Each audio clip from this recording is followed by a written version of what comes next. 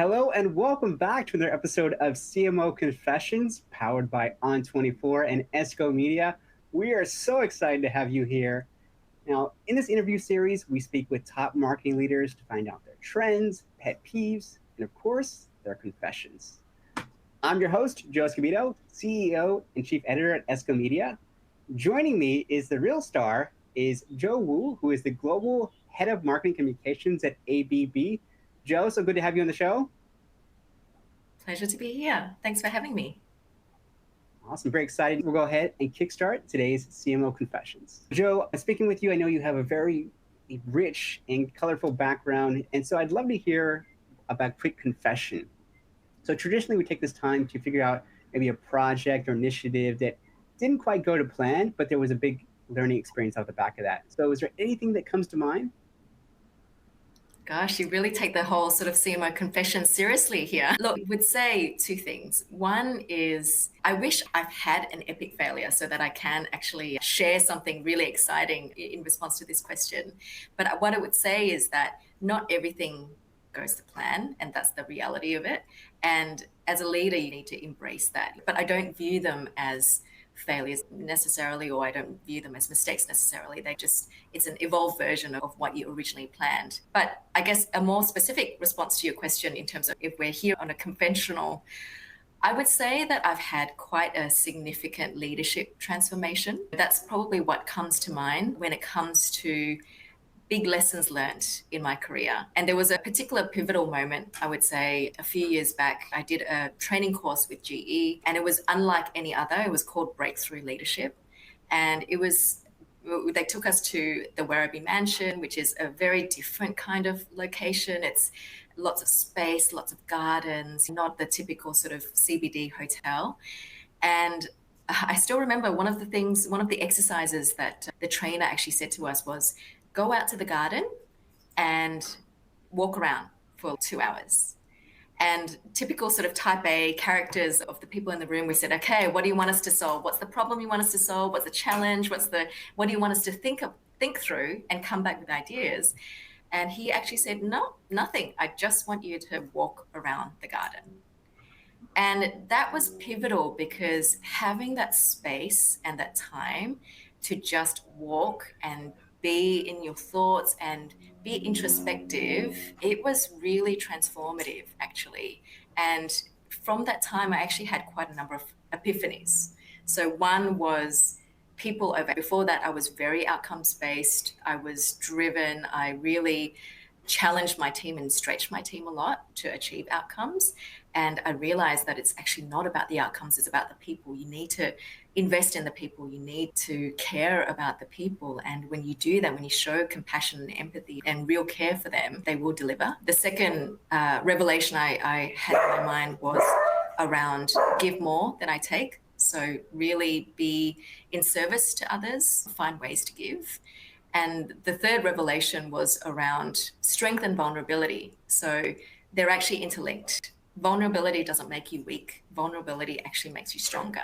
And more so today as a leader, when you show your vulnerability, you actually set the tone and the culture for your team. So those were the three things that I picked up from just walking around the gardens. And I guess a big lesson that I would share with people is we're all so busy.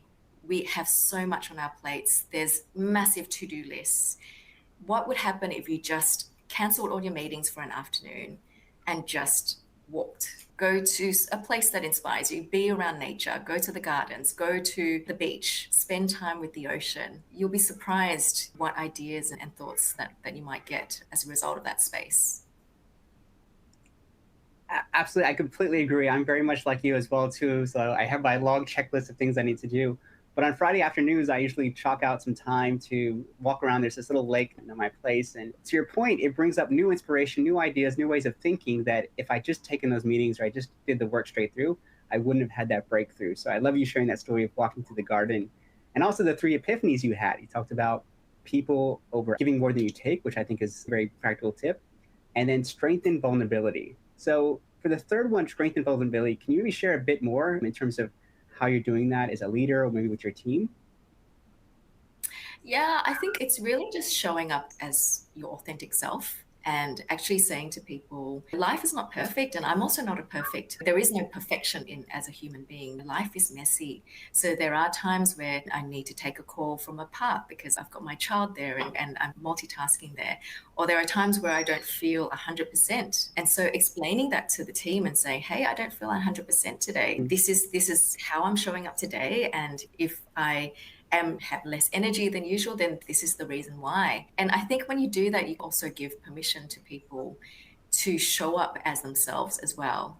And for them to feel comfortable and have that psychological safety to say, hey, I'm not okay today. And more so than ever, I think there's certainly such a growth in mental health issues. We're seeing just the environments that we're working in, the situations that we're working in, there's certainly a lot more people experiencing burnout and mental health issues. So to be able to actually say to people, hey, it's okay to talk about that and I'm here, really does show your vulnerability and allows others to show theirs as well.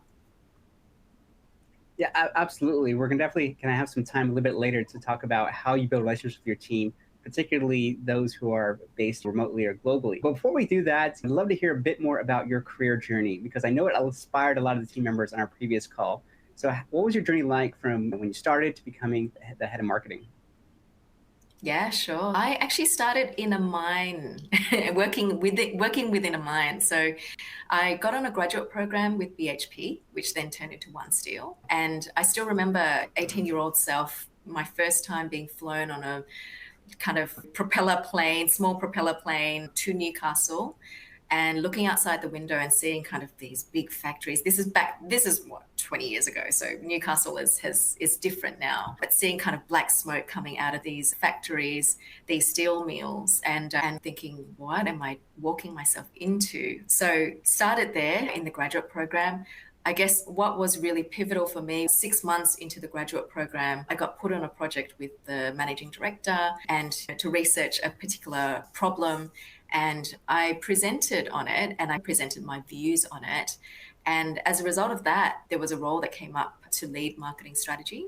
And he gave that as a role. So I've had 6 months into the graduate program and 6 months later in a fully fledged role, which many senior people in the company actually wanted to go for that role as well. Fast forward that, after that, I've just been building my career in global technology companies. So worked at Siemens for some time, worked at GE for a bulk of time, then took a career stint into Deliveroo, which is like Uber Eats. So into the startup world and the B2C world. And then I realized from working there, as much as I've learned a lot from there, I really wanted to go back to my roots of technology and infrastructure. So then this role came up at ABB. So I took it. Started in the middle of COVID as the head of communications for Australia. And then 12 months later, I was asked to take on this global role to head the marketing and communications for one of our biggest divisions called Process Industries. So it's been a fun ride, a wild ride, and certainly the last 12 months has been a huge learning curve for me as well, going from leading comms for one country to then 50 countries and a globally distributed team. But yeah, I think for me, it's really doing the thing that scares you. And so if an opportunity comes up and it scares you a bit, it's usually a good sign to tell you to take it. Yeah, absolutely great advice. And I love the visuals as well, too. You in the propeller plane, seeing the black smoke. An excellent example of storytelling, which we'll get in a little bit. But I want to answer one of the participants' questions. So Jessica asked, your first leadership role was in a predominantly male-dominated environment. How did you find your voice and get your colleagues on your side? Yeah, look, it was super intimidating for sure in the beginning, walking into a boardroom of male, middle-aged men, really. And I stuck out like a sore thumb, not only because I was female, young, Asian, but I also decided to get braces that year as well, walking in with braces as well. And I definitely stood out for sure. But what I found, and it was a really big lesson learned early on in my career, is that presence is not just about your force being. While I'm there and they're all like these very physically dominating men, presence is actually about conviction in your ideas. It's about speaking up. And it's also about having the confidence to challenge people as well. And when you do that, you earn respect as a colleague, but you also earn respect as being your authentic self as well. So I would say that's the way I've approached it. And yes, the majority of my career has been also in male-dominated organizations. And again, I am quite different to the makeup of the rest of the leadership teams. But I think it's really important that that is how we reach diversity, is to actually show that leaders look different. They come in different size and shapes and colors and different opinions. And it's not a right or wrong. It's just that when you have diversity of thought and diversity of people, you normalize that, I think, when you show up in a boardroom and you look different and sound different. Absolutely. I think Honey, so is your dog in the background, was definitely celebrating you. He and I were celebrating at the same time. Maybe we'll feature him a little bit later on. But great advice, like I said, for everyone who maybe is a little bit different, that just speak up, have the confidence, and then be yourself. I think is wonderful advice. Now, going back to storytelling, we were talking about some of the biggest pet peeves you have, particularly in B2B marketing. So maybe you could share a little bit more about that, and then we'll dive in a bit deeper. Yeah, look, it's going to be quite controversial because I talk a lot about storytelling and I love storytelling. It is a bit of a controversial point that I will say that a pet peeve of mine is that many companies and brands are jumping on this storytelling bandwagon. There's this science that backs it. There's been really great storytelling out there. But as a result, everyone wants to do it now. And I think the reason why it's a pet peeve is I think people are approaching storytelling more from a formulaic perspective. So they're saying, okay, let's put some people in there. Let's put some children in there. If it's about sustainability, let's make sure we have visuals of landscapes and oceans and things like that, which is fine if it's part of the story. But I think the essence, we miss the essence a little bit in terms of storytelling. And the essence of storytelling is more that storytelling should be treated more like a fable. So at the end of the story, it needs to really change the way someone feels about something, or it needs to move someone, or it needs to have a lesson learned. Like it has to really create some sort of light bulb moment in someone's mind. And that's where you can see, that's when storytelling is done well. And I think sometimes, yeah, because many companies are now taking that formulaic approach, we've also lost the essence of asking who is this for from an audience-centered perspective, and also what is it for? What do we actually want to do with it? What do we want to achieve with this? And if you go back to the first principles of asking those two questions, I think it gives you a much better result in terms of the story. And then it's less the same and more unique and authentic. Yes, absolutely agree. The audience is agreeing as well too. So Barbette says, absolutely agree on the formulaic approach. Most people are missing out on the whole point of storytelling. Thank you so much, Barbette. I agree as well too. And that's why you see so much of the sameness, particularly in B2B. Like you said, they just copy and paste the same story. It's almost like a math equation. If A plus B equals C kind of thing, and it just over and over. So I love that approach. And also the lesson learned, because the story, great stories, you think of even children's tales, there's always some lesson out of it. So I think it's some great advice. We got some great questions coming in from the audience. I'm going to go ahead and just answer those first off. So Barbette asks, how do you deal with the stigma of the How do you deal with the stigma on the comms function as an ad hoc for all things not related to sales, towards comms as a strategic collaborator for a brand? Yeah, that's a really good question. And it's a dilemma that we as marketing and communications professionals have had to address for many years. I still remember a conversation in a past company where I've just been hired and I'm having a one-on-one with this guy. And the first thing he said to me was, we don't need marketing. We have a 25-year service contract with this customer. Our revenue is guaranteed. So why do we need marketing? And it took some time to actually open his eyes and show him that marketing is not just about, it is very much linked to revenues, but the value of marketing is much broader than that. The value of marketing is really about what people think of the brand, the association of trust, the association of your reputation, the association of the customer thinking in their mind, I would pay this price premium because of all of these values associated with this brand. And it gives you that leg up as a company. So marketing is intrinsically linked with pricing, with revenues, with lead generation, with demand generation, and more so today because of digital channels and because the buyer behavior has changed, whether it's B2C or B2B, even very much so in B2B. Customers and buyers are now online doing searches, discovering your company and discovering about technologies far earlier in the sales pipeline.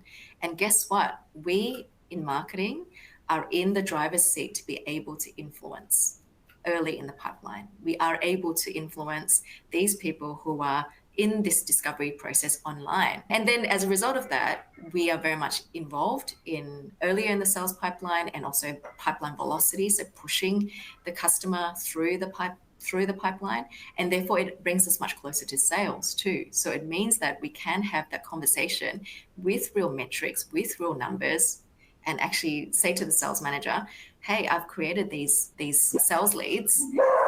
Let's follow through on them. Let's kind of bridge that gap between marketing and sales finally, and let's work together. So I think it's really showing the value of marketing more in a broader sense of how it impacts the business and how it impacts the... I think great response. And Barbette, wonderful question as well too.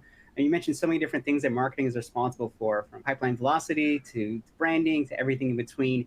And I think it brings us up to another question from the audience. Sandra asked, how do you keep up with all the new marketing trends? You obviously are working on so many things. You have a big team support. But as a leader, how do you stay up to date and knowledgeable in all the areas that you need to be up to date on?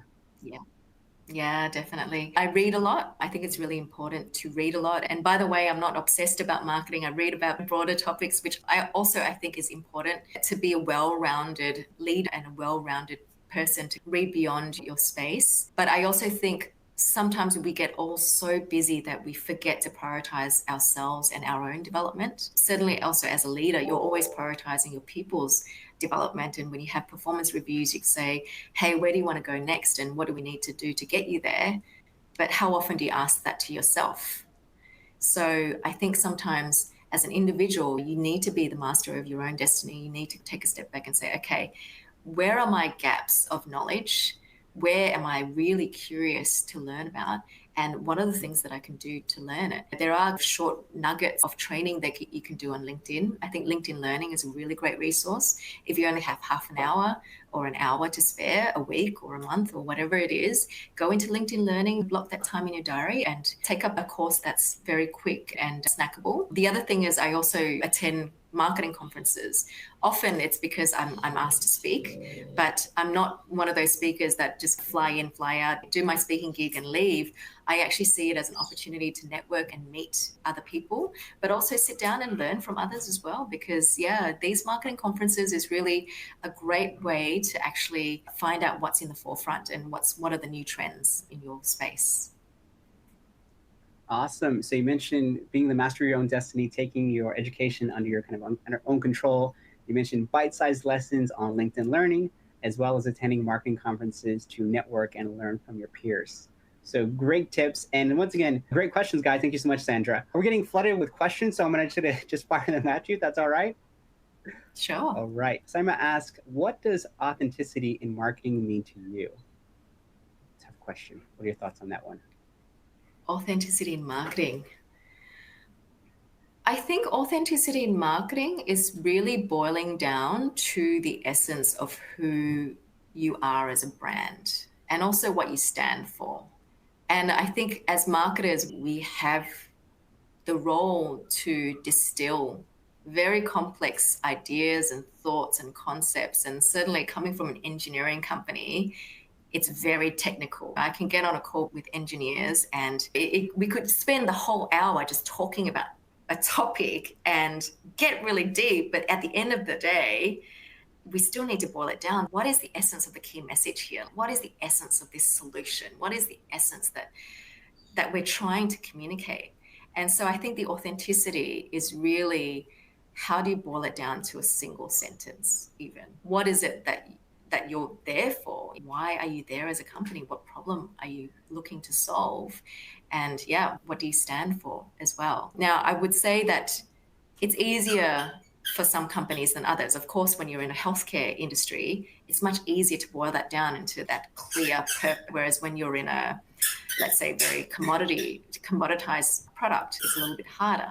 But if we take Who Gives a Crap as an example, so Who Gives a Crap, for those who don't know, they are in the business of selling toilet paper. Now, you can't get any more commoditized than that, right? There's, at the end of the day, you choose toilet paper based on what's half price, what's on sale that week. But these guys have actually really changed their business model and actually said, we're a purpose-driven company. We're going to give 50% of our profits to underprivileged communities who don't have toilets. And that might feel like, how is that even possible in the modern world? But the reality is there's a lot of people in the world that have no access to clean water, no access to proper toilets. And so it really does change people's lives. And they also have a subscription model as well. So it's very different to the way you would buy toilet paper. They've managed to really find that niche and carve out that authenticity. Sorry for the squeaking. There's dogs. I don't know if you can hear the squeaking, but they've just... All good. All good. That's his way of applauding the great responses and questions in the audience. Thank you so much for that one. Maria says, I love the who gives a crap. Great example. I'm definitely going to remember that one as well, too. Awesome. Thank you so much. Laura asks, what advice do you give to someone who doesn't have the endorsement or advocacy of their manager? Ooh, that is a good one. That's a tough one. That's a really tough one. Yeah. It's really hard when that's the case. I would say that there's two things to take into consideration. I think, firstly, there is actually a trend we've all heard of, and I assume that we've all heard of the trend of quiet quitting, but it's something that is written about a lot about the last few weeks, I would say, which is the trend of kind of people withdrawing from work and doing the minimum standards. At the same time, there's also a trend towards quiet firing, which is not necessarily firing, but managers disengaging from their employees and actually sabotaging them to a certain extent and saying, I don't really see much potential for you, so therefore I'm not going to invest as much time in you compared to others. So I think that's one thing to really be aware of as a trend, more broadly, brought on from remote work.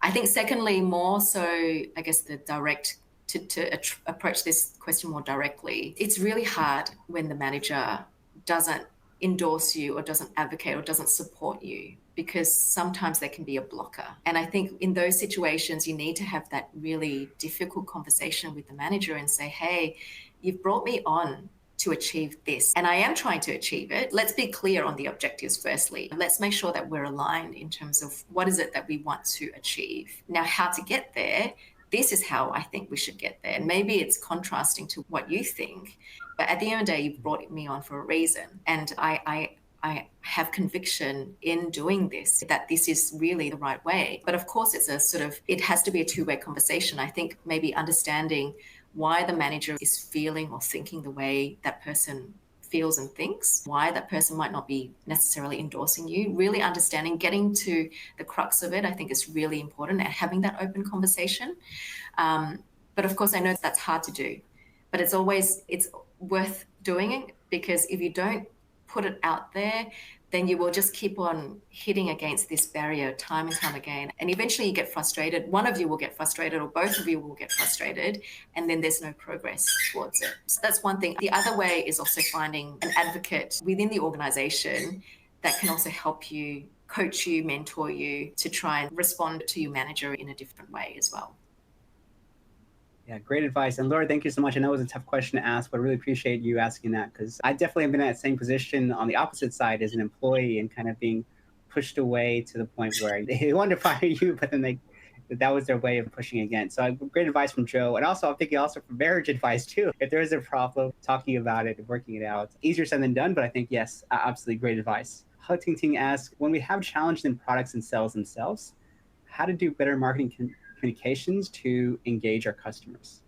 It says, by challenges, if we have components shortage and cannot deliver products in expected time frame to customers, and we're having less unique selling points to tell their stories. So I guess the question is, how do you manage marketing communications when you do have, say, impacts from products or, for example, sales? Yeah, look, I think this challenge in terms of material shortage is, there's not many industries that are immune to this problem. It's affecting many industries from a B2C to B2B perspective, from cars, availability of cars, to mobile phones, to computers, to larger technologies as well. Even I wouldn't say the other day, last year I tried to buy a car, and the sort of typical car salesman kind of stereotype is very different now. They're more like, hey, how long can you wait? How much are you willing to pay and how long can you wait? Because the next car is available like 6 months in 6 months' time. So are you willing to wait? The environment has really changed into it's more of a seller's environment than a buyer's environment. I think that's one thing to consider. The second thing then is to say, hey, it's not just affecting your company, it's affecting your competitors as well. It's affecting many other industries. So at the end of the day, you don't have control over it. But what you do have control over is how you respond to customers, how you communicate with them about this issue, how you can maybe find some workaround solutions. Maybe there could be you could redesign the product in a different way, or you could find a different solution that might also meet them. So I think maybe coming to the table and actually saying, hey, this is the situation and we wish we could have more control over it, but we don't. But let's work out on a solution. And I think it is actually also, it's a challenge, but it's also an opportunity. I think companies who actually can show up and deliver really great service to customers during this challenging time will actually build loyalty and trust with customers more so than ever. And to use the saying, never waste a good crisis. It is a good crisis right now in terms of COVID, in terms of material shortage, in terms of many other challenges that industries are facing right now. I think the question is more taking a step back and saying, okay, what can we do about it? What do we have control over? And how do we show up in this time? Awesome advice, Joe. You're on fire. And Ting Ting, thank you so much for the great question. I appreciate you sharing as well, too. We're getting flooded with questions. Maybe, all right, we'll do one more question, then we'll do a quick poll. So Melanie asks, how do we do good marketing communications when the sales teams come back asking us, how can your team support us improving profitability, selling for higher prices? The biggest challenge at this point in time. So I guess, yeah, the question is, how can answer the question about improving profitability and selling for higher prices. And you talked about marketing having an impact and having to sell at premium, but maybe go a bit deeper into that, perhaps? Yeah, it's a good question. Yeah, marketing and communications has an absolute impact on pricing and whether you're a market leader or a market follower. And I'll tell you why. Think about why why people go to Tiffany's and spend $10,000 on a diamond ring when they can go down the road to just any type of gold or jewelry shop and buy the same thing for 2,000. I'm using these, obviously you need to add more zeros to it for it to be real, but it's true, right? Like people will pay that price premium for Tiffany's, even though what they get is pretty much the same as going down the road and buying jewelry from an unknown brand. And the answer is because of the brand, but not just because of the brand, but it's what the brand means to people in their minds. The brand means status when we're talking about Tiffany's. The brand means aspiration. The brand means quality as well. So that is the reason why you invest in a brand. And I've given you a B2C example, but this is very much true in B2B. You've also heard of the adage, you never get fired from buying an IBM computer. I mean, that was in the 90s, but it's very true still today, because when customers have to decide between competitor A and competitor B, they will go with the solution that they hold a lot more value in terms of the trust, in terms of the technology that they get from it. And the way we create this perception and this value in people's minds is through marketing. So marketing absolutely can have a direct link on how profitable you are as a company and also the price premiums that you can command in the market. So it's not just, brand is not just a brochure and it's not just a pretty thing. Brand, some of the biggest brands in the world, if we think of Amazon and Google and all of that, they actually have a value of their brand in their profit and loss and their balance sheet.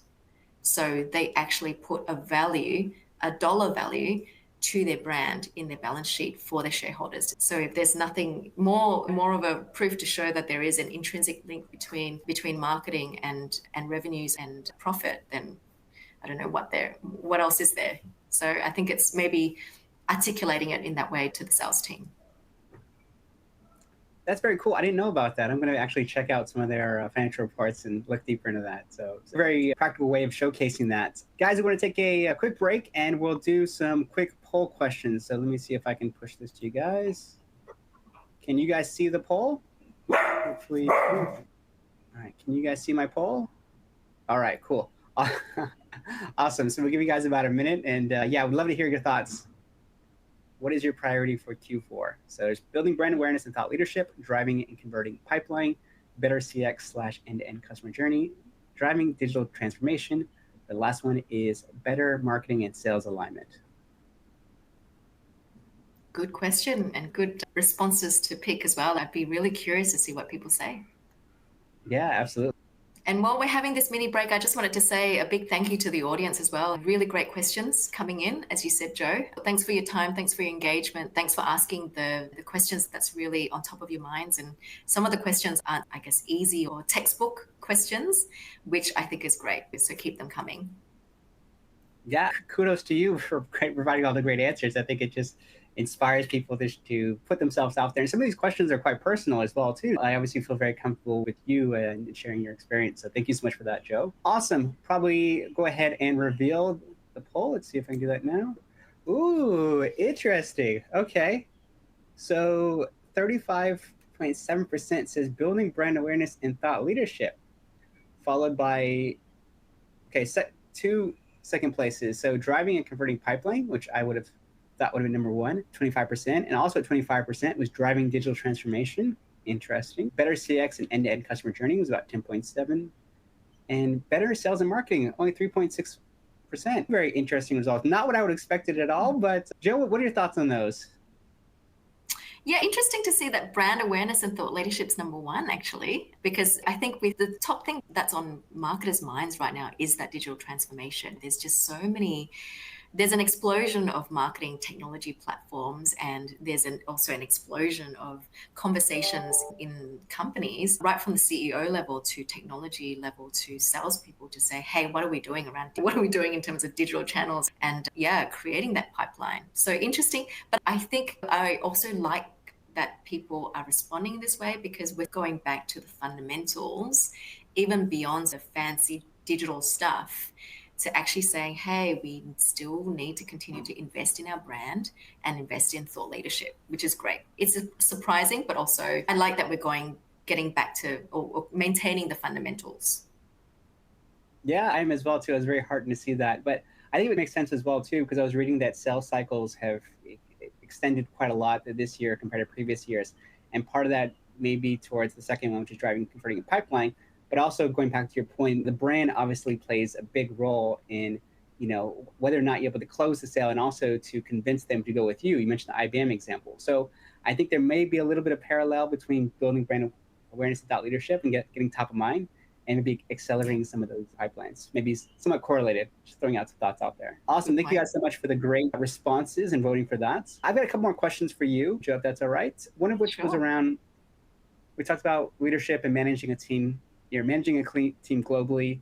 The question is, how do you stay connected with your team, even those that you've never met before?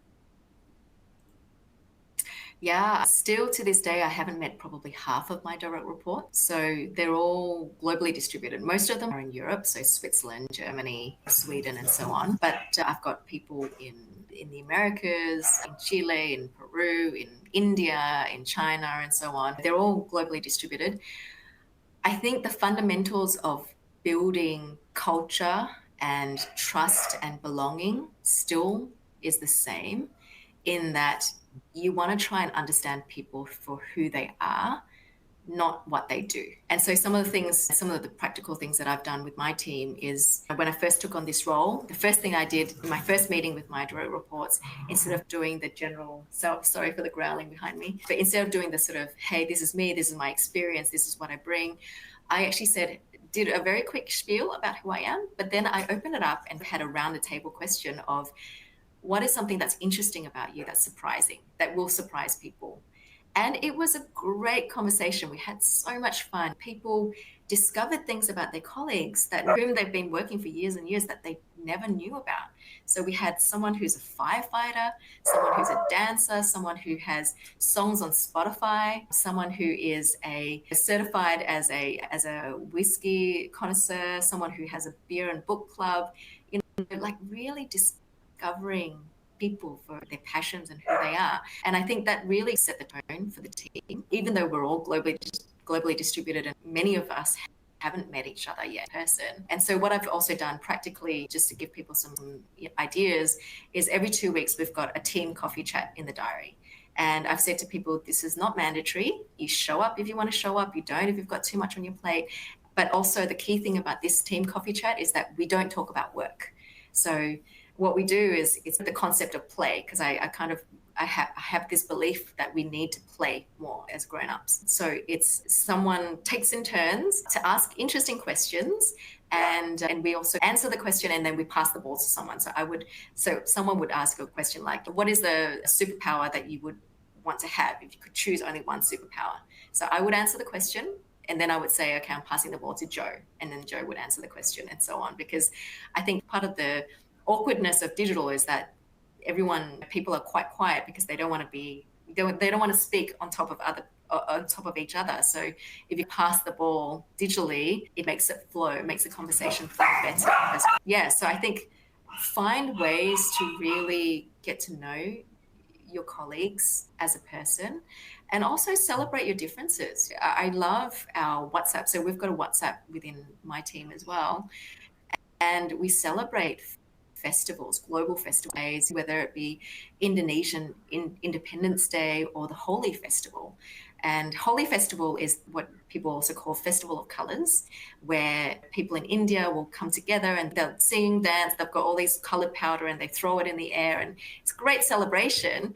And our colleague in India sent a video of that celebration of that festival from her hometown to all of us. And it was really cool. It just made us feel that we're actually there with her, and we could actually learn more about the world as a result. So I think embracing each other's differences and celebrating it as well is also another way of bringing people together.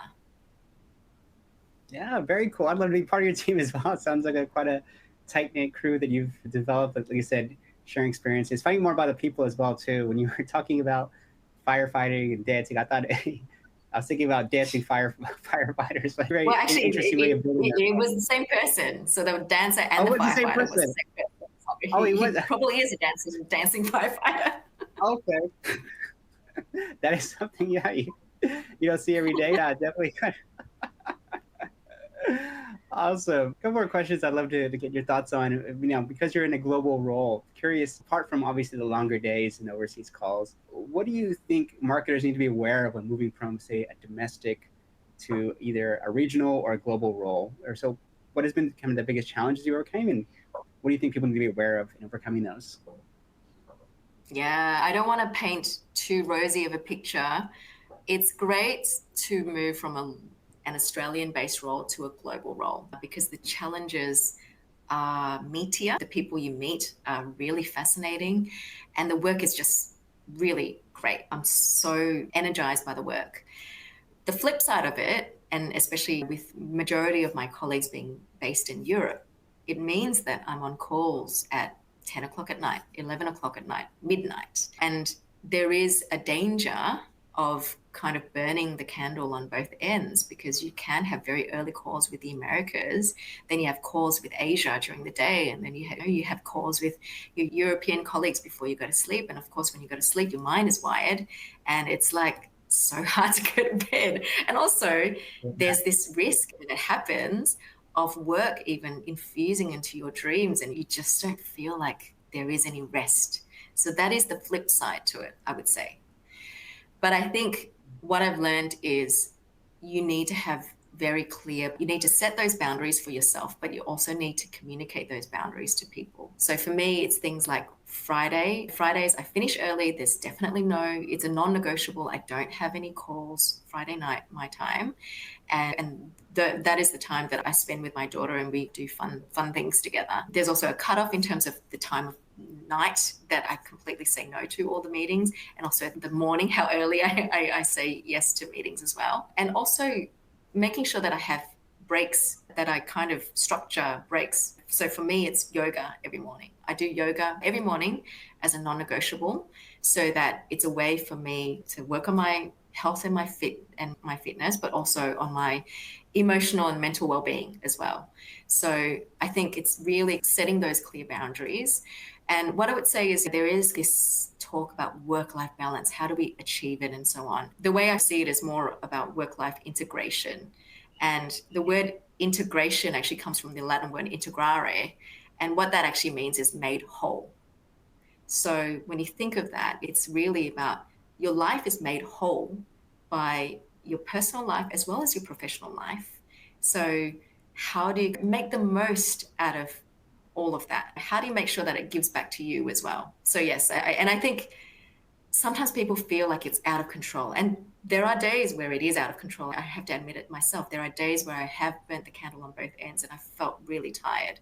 But at the end of the day, it comes down to, as again, the master of your own destiny, and actually setting those clear boundaries and saying, what are your non-negotiables and how are the ways that you protect your family time and your health as well. Yeah, I almost forgot that you're in a global role and you have calls from all over. Because every time I speak with you, you're always so sharp and on the ball. Like, I get 8 hours of sleep, Elliot, in APAC, and I'm still not as sharp as you. Yeah, very impressive. I think it's a benchmark for all us to live up to. Joe, thank you so much. A few more rapid fire questions, and then we'll wrap up today's session. So the first one is, you've already alluded to it. The first question is, what resource has had the biggest impact on your career? Yeah, people is number one. And I'll try and, because these are rapid fire, let me try and respond to them quickly. We all feel like we've got our information at our fingertips because we can Google anything. But actually, it's the people that you have conversations with that kind of create, you learn more from people. It does something to your brain when you have a conversation with someone where ideas come up. So definitely people, and people of different opinions as well. So don't just go to your sort of direct peers or direct colleagues, but have a conversation with a nurse, have a conversation with a scientist, have a conversation with the cleaner, whatever. You will learn a lot from everyone. Yeah, absolutely. Next question is, what's your most successful marketing channel? Or right now, I would say it's social media, it's LinkedIn, just because of there are now, and because we're in B2B, there are now the people who we want to speak to, they're all on LinkedIn. And not just that, but there's also tools where you can be very surgical in how you target your, by geography, by function, by even company, even individuals. So you can be a lot more targeted. So rather than the spray and pray approach of advertising, I don't know why I did advertising like that, but I think advertising has changed a lot. But yeah, the spray approach of advertising, you can be a lot more surgical now with digital channels. I completely agree. Next question is, what people or brands do you get inspiration? Lots of people, lots of brands. Top in my mind, of course, Nike is great. It continues to really challenge marketing and the way they show up as a brand. Amazon, and from a B2B perspective, AWS, they tell really great stories as well. So it's a great sort of digital channel. In terms of people, I've looked to leaders like Jacinda Ardern, the Prime Minister of New Zealand. I think she's the leader that we need right now in terms of the world, in terms of leading with empathy and compassion and bravery. I really love learning from her and hearing what she has to say. But also there's a lot of really great leaders out there to learn from as well. So I think just keeping your ears and eyes open and reading a lot, is a good way. For sure. We have a few. If you had 10x the budget you have now, what would you spend it on? I hope that question came from my CFO. That'd be very cool. Thank you, CFO. Look, this would be great if you had 10x the budget. 10x the budget, I would spend it on two key things. One is developing the skills of my team. So investing in people, and also investing in potentially getting people as well in spaces where we want to grow more. But then secondly, I would say investing in the digital technology platforms that's out there, learning about what's out there, because there's a plethora of it right now. So just seeing how you can reach your target audience better and understand your target audience better as well through investing in digital technologies. Wonderful. What marketing KPIs are your CEO looking at regularly? Yeah, I would say from a quantifiable perspective, it is about lead generation. So MQLs, SQLs, conversion of pipeline. I think those are very much measurable and you can speak to the value of marketing. But we also look at things more long term in terms of brand awareness, brand favorability, share of voice. I think there is a balance. We can't always just focus on the short term gains. We talked a lot about brand in this call. It's important to also measure how you're shifting the needle in terms of building a brand and the perception. Awesome. Final question is, if you could ask one question to 100 of your peers, what would you ask them? One question. Oh, that is a really good question. Maybe it's that. I think the one question I would ask is, what lights you up? Because I think this question, you can discover a lot about a person. You can discover a lot about their sort of human side as well. And you would learn a lot from each other as well. So what is the one thing that lights you up the most? Do we have time for what's the one thing that lights you up, Jo? It's my daughter. She really lights me up. I learn a lot from her. I speak a lot about her. So people who know me well will know that often she features in my presentations and my talks and so on. Because yeah, I think you do. She gives you kids give you a different perspective. But Jo, what lights you up the most? I gotta say the same. I have two kids and I learn things all the time, not only in terms of parenting, but also teaching. Like teaching them is a very different way versus teaching CEOs. So I think that has opened my mind in terms of different ways of education. So yeah, them as well. Jo, thank you so much. I really appreciate you coming on and sharing all your stories, answering all our tough questions. So thank you so much. I really appreciate it. Thank you. And I'm sorry for the squeaking, but let me just show all right, the guest speaker just because I promised it. There we go. Adorable. This is Honey, the cutest work from home colleague, but also the most frustrating because she chews all of my pens and makes all these squeaking noises when I'm live recording podcasts like this. So apologies for the distractions.